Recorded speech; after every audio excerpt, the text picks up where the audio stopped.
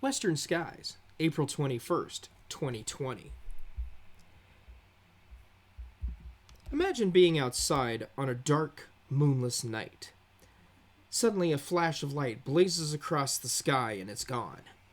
For most people, this is a shooting star, a term left over from long ago when the true nature of these flashes were unknown. The proper name for shooting star is a meteor, and it wasn't until the early 1800s that we really began to understand what they are.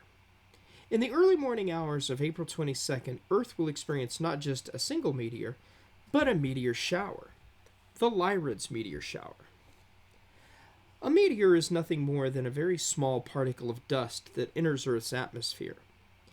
Meteors travel at an incredible rate of speed, up to 40 miles per second. This translates to 144,000 miles per hour.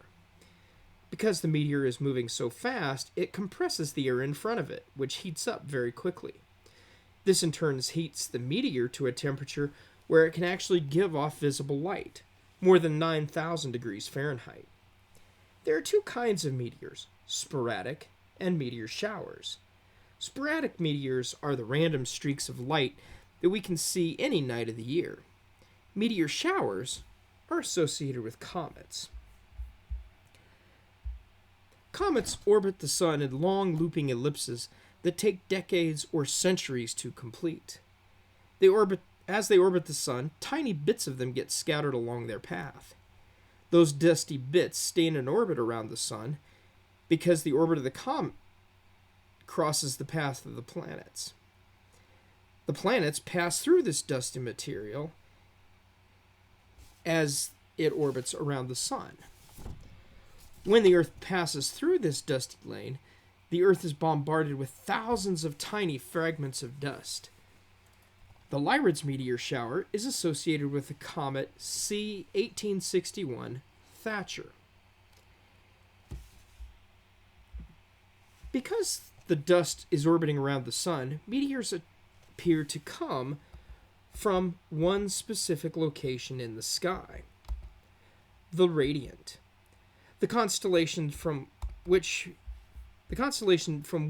the meteor shower appears to radiate gives it the name.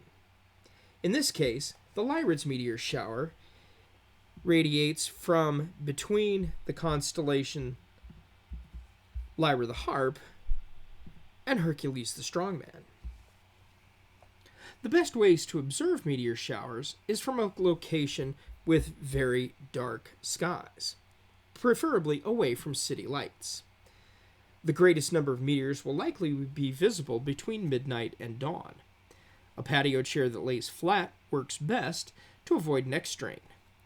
However, because we're still in Wyoming and in April, it is best to bundle up. While the air temperature may not feel that cold, the human body radiates heat into the environment rather quickly, and it's easy to become hypothermic. A fun activity to do while observing a meteor shower is to keep account of how many meteors you see. All meteor showers have a typical hourly rate, or how many meteors you will see per hour under ideal conditions. The hourly rate for the Lyrids meteor shower is about 10 to 15 per hour. Meteor showers never cease to amaze and inspire us.